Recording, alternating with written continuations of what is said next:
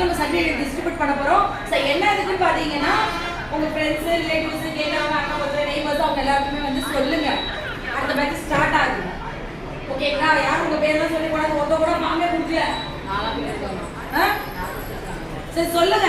நாங்க எல்லாருக்கும் என்ன சொல்லிருக்கல, எல்லாருக்கும் போய் இது சேரட்டும். ஃப்ரீ கோர்ஸ் வந்து எல்லாருக்கும் சேரட்டும், எல்லாரும் கத்துக்கணும், எல்லாருக்கும் யூஸ்ஃபுல்லா இருக்கணும். ஸோ டைலரிங் வந்தீங்க ஏதோ ஃப்ரீ கிளாஸ் சும்மா கடமைக்குன்னு செய்யணும் ஒரு மைண்டில் வந்திருப்பீங்க. ஆனால் இன்னைக்கு இந்த அளவுக்கு கிளாஸஸ் போயிட்டு நீங்களே எதிர்பார்க்க மாட்டீங்க.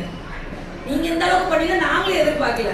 எல்லாம் வேற லெவலில் தைக்கிறீங்க இல்லைங்களா? என்ன சிரிக்கிறீங்க? நல்லா தைக்கிறீங்கல்ல?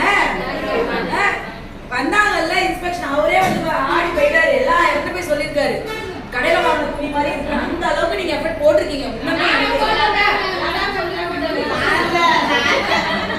சரி லதா 50 லதா 50னா நீங்க 50 இல்லையா? ரெண்டு பேருமே ஈக்குவலா போட்டுருக்கீங்க. அவங்களே எஃபர்ட் போட்டாங்க, நீங்களும் அந்த அளவுக்கு தச்சிருக்கீங்க. ஸோ ரெண்டு பேருமே ஈக்குவலா பண்ணிருக்கீங்க. சொல்லி கொடுத்தவங்களும் நல்லா சொல்லி கொடுக்குறேன், அதை அப்சர்வ் பண்ணி தச்சவங்களுக்கும் இருக்கு விஷயம்.